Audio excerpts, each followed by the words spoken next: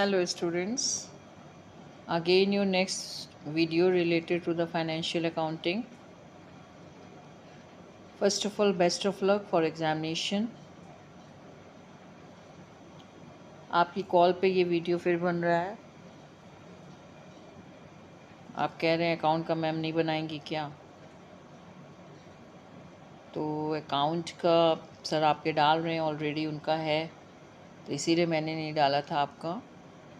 But अब चूँकि आप कह रहे हैं तो फिर मैं फिर से डाल रही हूँ, मैं भी डाल दे रही हूँ। देखिए आप इसको गो थ्रू होइए, ज़्यादा डिटेल में तो हम नहीं डालेंगे, लेकिन हाँ इम्पॉर्टेंट जो हैं वो हम आपको बता दे रहे हैं, जिसमें से क्वेश्चंस आ सकते हैं आपको, और किस तरीके से आप एमसीक्यूज़ जो है वो लास्ट मोमेंट पे देख लीजिए। वैसे तो सब लोग इजी नोट लिए हुए हैं और उसी से पढ़ रहे हैं, जैसा कि हमको बता रहे थे कुछ स्टूडेंट्स, और आप भी बता रहे हैं। आप ही के थ्रू मुझे पता चला है कि सब इजी नोट ले करके अकाउंट भी पढ़ रहे हैं। बच्चे इजी नोट से आप पढ़िए, हम ये नहीं मना नहीं करते इजी नोट से पढ़ने को, लेकिन हम बस इतना बात कह रहे हैं कि एक बार बुक भी आप देखिए। ये न्यूमेरिकल पेपर है आपका, और न्यूमेरिकल में सिर्फ आप इजी नोट के थ्रू चले जाओगे तो कैसे बेटा करोगे? ये तो मुझे खुद आश्चर्य होता है इस बात का। लेकिन खैर, आपको जो मैं वीडियो बनाने जा रही हूँ उस पर ध्यान दूँ मैं। आप जिससे भी पढ़ रहे हैं, जो भी मटेरियल है आपके पास में, आप उसमें ये सब चीज़ें देख लीजिएगा और इसी के वे में आप जो है स्टडी करिए।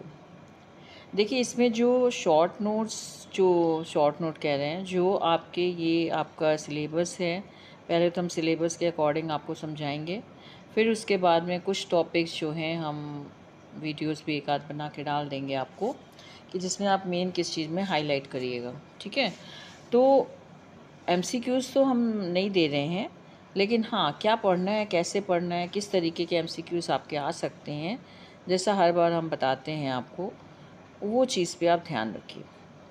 देखिए फाइनेंशियल अकाउंटिंग में आपका दो पार्ट में बटा हुआ है।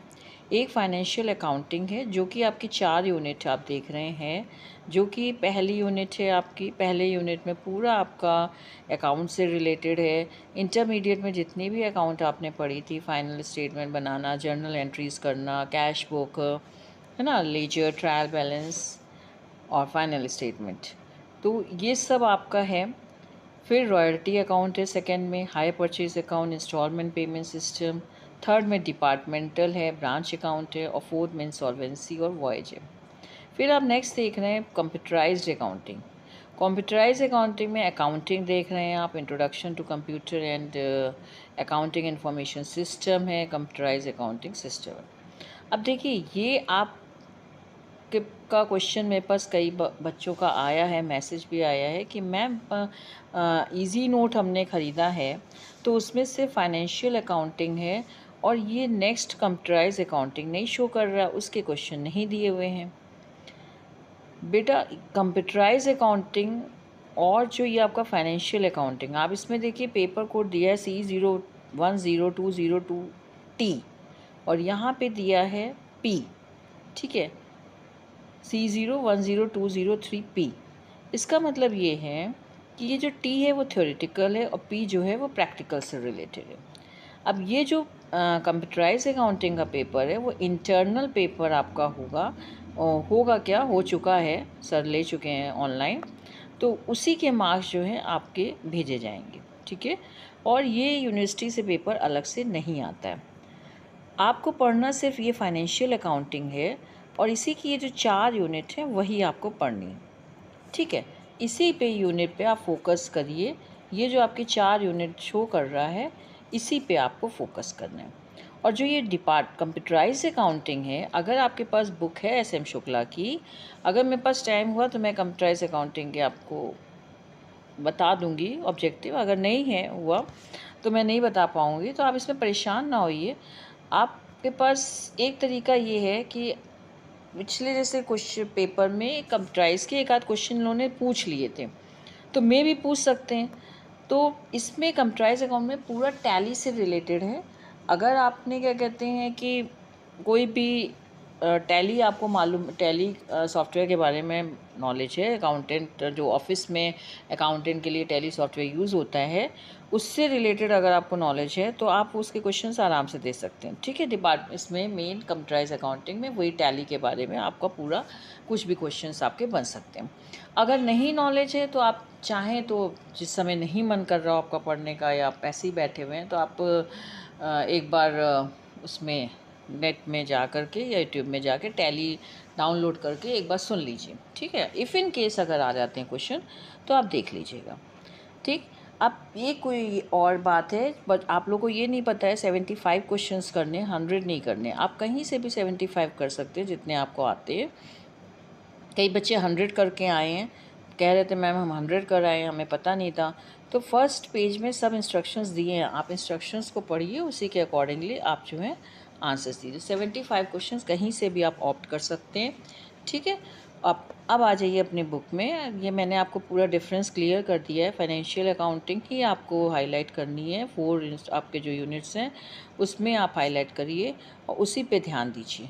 ठीक, अब आप पढ़ेंगे क्या? अब जैसे पहले यूनिट में आ जाइए। पहला यूनिट क्या कह रहा है? आपका के.एस. अय्यर के बारे में बता रहा है। के.एस. अय्यर 1959 1901, इनके बारे में थोड़ा बहुत देख लेना। Known as a father of accountancy, है ना। इन इंडिया में आपके फादर कहे जाते हैं के.एस. अय्यर। तो आप जो हैं इनके बारे में थोड़ा सा एक बार ऐसे ही जनरल देख लीजिएगा। आ भी सकता है, नहीं भी आ सकता, हम पूरी श्योरिटी से नहीं कहेंगे। ओके, फिर भी आप इनके बारे में थोड़ा सा देख, चूँकि है यूनिट में तो मे भी एक आध क्वेश्चन में भी आ जाए, 50-50%। नेक्स्ट आइए, फर्स्ट यूनिट पूरी आपकी इंटर बेस्ड है, पूरी इंटर बेस है। अगर आपने इंटर में अच्छे से पढ़ी है तो आप इसका आंसर्स दे सकते हैं। अब इसमें देखिए, जैसे सबसे पहले जैसे जर्नल एंट्रीज़ है आपकी, तो जर्नल एंट्रीज़ में आपको पता है कितने तरीके के अकाउंट है, उनके क्या रूल्स हैं एंट्रीज़ करने के। तो उस जर्नल एंट्रीज़ का आप रूल्स वगैरह देखिए कि क्या रूल्स दिए हुए हैं। रूल्स में क्या आपका बता रहा है, जर्नल एंट्रीज़ में किस पे डिपेंड करती है, आपको पता होगा। कितने तरीके की जर्नल एंट्रीज़ होती हैं ये मालूम होना चाहिए आपको। फिर इसके बारे में जैसे सिंपल हुई, कंपाउंड हुई, इस तरीके से हल्का बहुत थोड़ा बहुत नॉलेज आपको होनी चाहिए। फिर जो रूल्स होते हैं डेबिट क्रेडिट करने के, वो किस अप्रोच में होते हैं। जैसे आपको मालूम है कि जो रूल्स हैं इसके, वो जर्नल एंट्रीज़ के, वो किस पे डिपेंड करते हैं, आपके मॉडर्न अप्रोच पे और ट्रेडिशनल अप्रोच पे। ये मालूम होगा आपको। मॉडर्न अप्रोच में क्या है, आपका अकाउंटिंग इक्वेशन है जो कि अमेरिकन मेथड के नाम से जानी जाती है, और ट्रेडिशनल अप्रोच क्या है, इंग्लिश मेथड जिसको बोलते हैं। ठीक है, तो अब मॉडर्न अप्रोच जो है आपकी, जो ट्रेडिशनल अप्रोच है जो आप शुरू से करते चले आ रहे हैं। ट्रेडिशनल और मॉडर्न का क्या मतलब हुआ कि ट्रेडिशनल मीन्स जो शुरू से आप एंट्रीज कर रहे हैं अकाउंट बेस पे। वो कौन कौन से अकाउंट आपने देखे थे, टाइप्स ऑफ अकाउंट्स। अगर आपसे ट्रेडिशनल अप्रोच में जो होती है वो इंग्लिश मेथड बोलते हैं उसको, और इसके जो रूल्स हैं उस वो रूल्स कौन कौन से हैं, डिपेंड्स अपॉन द अकाउंट्स। तो कौन से अकाउंट्स हैं आपके, 3 तरीके के अकाउंट है ना, पर्सनल, रियल, नॉमिनल। अब ये पर्सनल का क्या है रूल, आपका रियल का क्या रूल है, नॉमिनल का क्या रूल है, ये मालूम होना चाहिए। पर्सनल में क्या आप करते हैं, debit the receiver and credit the giver. Real में debit what comes and credit what goes out. और नॉमिनल में क्या हो जाता है, debit all expenses and losses and credit all incomes and gains. ये मालूम होना चाहिए आपको, लिटिल बिट्स सा आपको नॉलेज होनी चाहिए। ये आप अकाउंट कॉमर्स पढ़ रहे हैं, अकाउंट का पेपर देने जा रहे हैं और आपको इंटर की अकाउंट नहीं क्लियर है, तो ये ऐसा नहीं होना चाहिए, है ना। तो आपको एंट्रीज़ के बारे में मालूम होना चाहिए। ये किस अप्रोच में थी आपकी, ट्रेडिशनल। अब मॉडर्न अप्रोच में आपकी क्या आ जाती है, अकाउंटिंग इक्वेशन मेथड के अकॉर्डिंग। ये आपकी मॉडर्न अप्रोच है। इसमें अकाउंटिंग इक्वेशन मेथड में आप लोगों ने पढ़ा होगा, इसमें एसेट अकाउंट है आपका, तो लाइबिलिटी अकाउंट होता है, कैपिटल अकाउंट होता है, रेवेन्यू अकाउंट होता है, एक्सपेंसेस अकाउंट होता है। ठीक है, तो ये एसेट अकाउंट में आपका, एसेट में क्या रूल पर चलता है आपका एसेट अकाउंट में, ये debit the increase in asset, credit the decrease in asset. ठीक है, तो एसेट अकाउंट में क्या है, एसेट में इंक्रीज़ है तो डेबिट कर दीजिए, अगर डिक्रीज़ है तो क्रेडिट कर दीजिए। लाइबिलिटी में क्या हो जाए, ये सब आपकी कौन सी अप्रोच है, मॉडर्न अप्रोच। लायबिलिटी अकाउंट में क्या है, डेबिट द डिक्रीज इन, उल्टा हो जाएगा, अगर लायबिलिटीज़ आपकी डिक्रीज हो रही हैं तो डेबिट हो जाएगा, ठीक। और अगर क्या कहते हैं, और वहाँ पे क्या था, एसेट में एसेट डिक्रीज हो रहा था तो क्रेडिट हो रहा था। जस्ट ऑपोजिट यहाँ पे लायबिलिटी में हो जाएगा credit the increase in liabilities. तो लायबिलिटीज़ अगर इंक्रीज होंगी तो क्रेडिट कर देंगे। कैपिटल अकाउंट का क्या नियम बनता है, कैपिटल अकाउंट में debit the increase in capital, credit the increase in capital. Capital भी क्या है, लायबिलिटी है ना आपकी, तो जो लायबिलिटी का नियम होगा वही आपका कैपिटल अकाउंट का भी नियम होगा, ठीक है। तो अगर डिक्रीज़ होगा कैपिटल में, लायबिलिटीज़ में, तो वो सब क्या हो जाएगा, डेबिट हो जाएगा। सिमिलरली अगर इंक्रीज़ होगा क्रेडिट, लायबिलिटी और कैपिटल में, तो वो क्या हो जाएगा, क्रेडिट हो जाएगा। रेवेन्यू अकाउंट आपका कैसा है, रेवेन्यू अकाउंट में रेवेन्यू क्या होती है, इनकम होती है, ठीक। तो जो भी अगर इनकम बढ़ रही है, debit the decrease in incomes and profits, credit the increase in income and profits. अगर आपकी इनकम जो है बढ़ रही है तो क्या कर दोगे, क्रेडिट कर दोगे। अगर कम हो रही है तो आप उसको, नुकसान हो रहा है ना, तो आप उसको क्या कर दोगे, डेबिट कर दोगे। नेक्स्ट आता है एक्सपेंसेस का। एक्सपेंसेस में जस्ट उल्टा हो जाएगा, debit the increase in expenses in losses, credit the decrease in expenses in losses. तो अगर आपका खर्चे बढ़ रहे हैं तो क्या होगा, खर्चे हैं बढ़ रहे हैं तो वो डेबिट हो जाएंगे, और अगर खर्चे जो हैं या नुकसान जो है वो आपका लॉसेस जो हैं वो कम हो रहे हैं तो वो क्रेडिट हो जाएंगे। तो ये आपके दो अप्रोचेस थे जो कि क्या कहते हैं, रूल्स होते हैं आपके डेबिट क्रेडिट करने के जर्नल एंट्रीज़ में, ठीक है। तो जर्नल एंट्रीज़ में आप याद रखिएगा दो अप्रोचेस हैं, एक मॉडर्न अप्रोच है, एक ट्रेडिशनल अप्रोच है। मॉडर्न अप्रोच जो है आपकी अकाउंटिंग इक्वेशन मेथड से डिपेंड करती है, और जो ट्रेडिशनल अप्रोच है वो इंग्लिश मेथड पे करती है, ठीक है। और जो वो आपका ट्रेडिशनल मीन्स पुरानी जो चली आ रही है, ट्रेडिशनल अप्रोच में आपका वही रूल्स होते हैं, पर्सनल, रियल, नॉमिनल अकाउंट के रूल्स।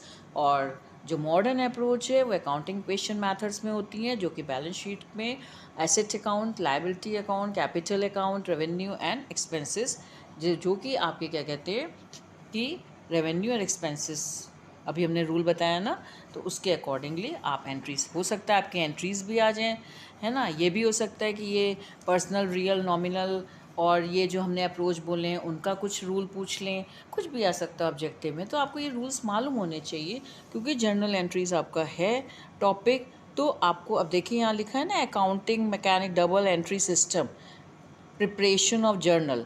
तो प्रिपरेशन ऑफ जर्नल इन दो पे डिपेंड करती है, ये जो मैंने अप्रोचेस बताए हैं, और इन्हीं अप्रोचेस में जो है आप जर्नल एंट्रीज़ को करते हैं। फिर कैश बुक वगैरह है, पेटी कैश बुक, ये सब आप ऐसे ही याद ही होगा आपको, थोड़ा बहुत देख लीजिएगा अगर देखना चाहें तो, ठीक है। फिर लेजर पोस्टिंग, लेजर में पोस्टिंग करना, तो ये तो आपको पता ही होगा लेजर में पोस्टिंग कैसे करते हैं। लेजर का प्रोफॉर्मा क्लियर है आपको, आपका debit side, credit side ledger का प्रोफॉर्मा होता है। और इसमें जो है ये भी आपका डिवाइड, उसी अप्रोच, आप जब जर्नल एंट्रीज़ करते हो तो उसी जर्नल एंट्रीज़ को आप फिर कहाँ ट्रांसफर के अकाउंट्स खोलते हो, कौन कौन जो जो अकाउंट आपके खुले होते हैं, लेजर में पोस्टिंग करते हो। तो जो लेजर में पोस्टिंग होगी वो भी इन्हीं अप्रोचेस के अकॉर्डिंगली होती है। ट्रेडिशनल अप्रोच में जो आपने पढ़ा है, और उसमें भी परमानेंट अकाउंट, टेम्प्रेरी अकाउंट, ये आप बना करके करते हैं, ठीक है।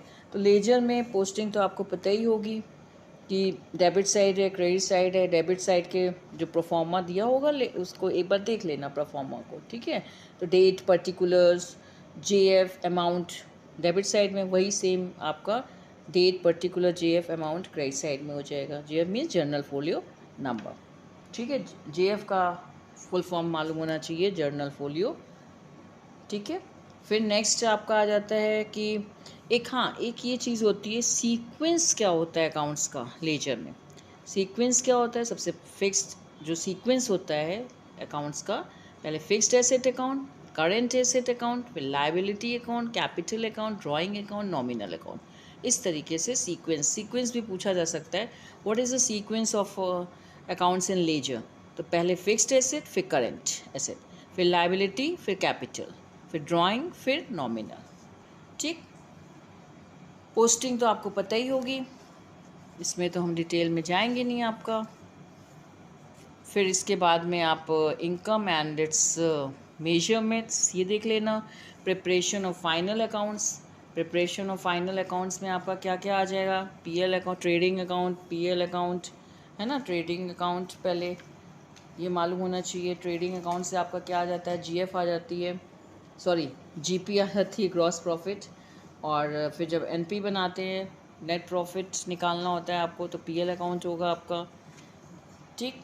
तो ये आप देख लेना। बैलेंस शीट है, बैलेंस शीट में जो एडजस्टमेंट वगैरह है, तो ये सब थोड़ा सा आप लोग इसमें गो थ्रू हो जाएगा। ये सब इंटरबेस है आपका, तो इसमें हम ज़्यादा जा नहीं रहे हैं आपका। तो इस तरीके से आप जो हैं अपना इंटरबेस पे फाइनल अकाउंट्स तक आप इसको ज़रूर देख लेना, थोड़ा बहुत देख ज़रूर लेना, क्योंकि इससे आएगा ज़रूर। ऐसा नहीं है कि फ़र्स्ट यूनिट से आपका कुछ भी नहीं आएगा। आप सोचिए इंटर का है कुछ भी कर लेंगे, नहीं, ऐसा नहीं है। आपकी जर्नल एंट्रीज़ का जो भी नियम है, अभी हमने बोला आपको अप्रोचेस के अकॉर्डिंगली कैसे पोस्टिंग होती है, क्या सीक्वेंस होता है, हाँ। और फाइनल अकाउंट्स जब आप बनाते हैं तो trading and profit and loss account, okay, या सिर्फ profit and loss account, balance sheet, adjustment, ये सब आप थोड़ा बहुत ज़रूर देख लेना। और उससे रिलेटेड आपके अगर बुक है आपके पास में, तो जो भी ऑब्जेक्टिव्स हैं वो ऑब्जेक्टिव को आप गो थ्रू हो जाइएगा। नेक्स्ट